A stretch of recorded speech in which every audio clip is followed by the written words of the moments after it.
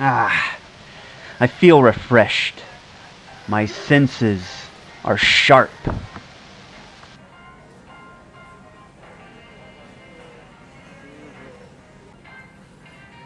I promise to look both ways before I cross these dangerous streets.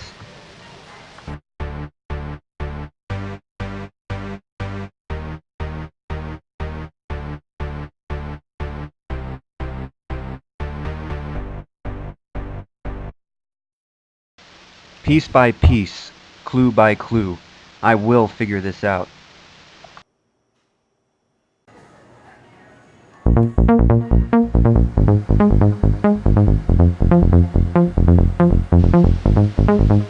Even if I wasn't there, I can put myself there.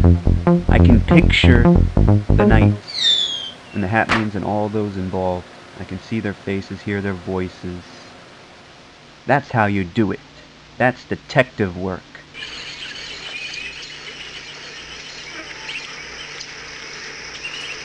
Okay, let's start with the facts.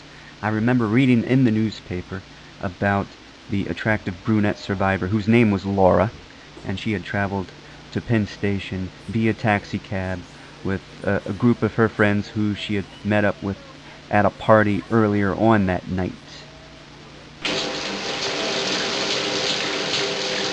Allow me to enter that room in my mind, that room that always pops up in my dreams, that's constantly under construction. Detective work is just like construction work. You build a piece at a time. Okay, now we're getting somewhere. Now I'm excited. The other survivor's name was Tim Tarahebi, a young restaurant server finishing up that late night shift, heading to Penn Station, bound for Ronkonkoma, just like the fateful group of partiers. Also involved was the street guy, hanging outside of Penn Station. Inside his coat, a bottle of homemade moonshine that went beyond anyone's expectations. I mean, who expects for their eyes to bug out and for slime to shoot out from their mouths? I mean, who was that guy exactly? That guy who caused the goo to spew? Had he been a professional? A family man, perhaps? Or a twisted loner? One of the sickest, most depraved gags ever pulled.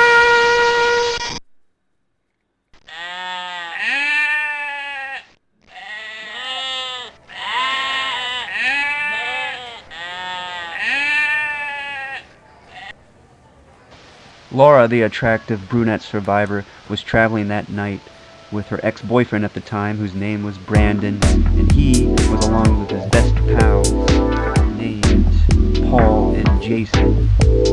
Earlier, they had all been at the same party. Why not travel home together? Sounds like a good idea.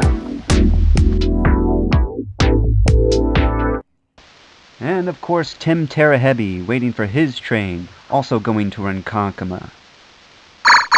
He lived with his best pal who loved to throw parties, regardless of anybody's schedule. I imagine Tim putting up with his pal's parties because he had no other choice. Where else was he gonna go? Best to keep your mouth shut.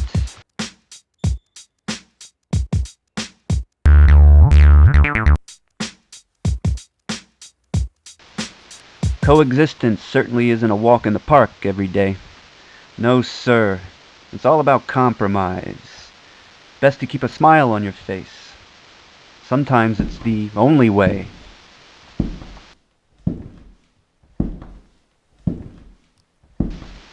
Perhaps the street guy just couldn't take living with people anymore and decided, hey, I've got a great idea. In fact, I'll bottle it. Guess his life was a work in progress. progressing towards insanity. Or maybe life was just a game to him. People were the pieces. And sometimes he'd just like to knock over the board.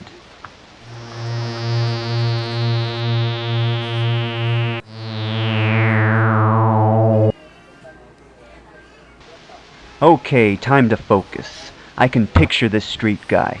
He's got the angriest look imaginable on his face.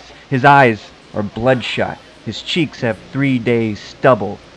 And his jaw is shifting back and forth as if he's chewing the world's toughest meat.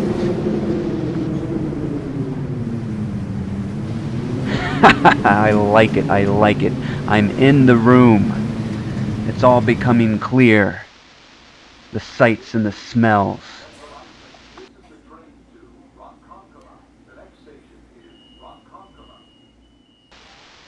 And the street guy, he places a filth-encrusted hand upon Laura's shoulder, and he addresses all of her friends and says, "Now, where do you gorgeous hunks of people think you're going?"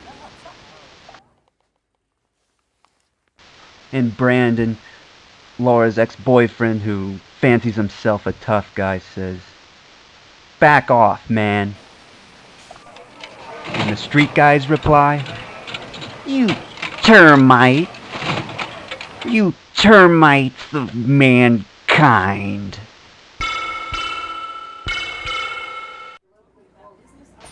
Yes, puzzle pieces.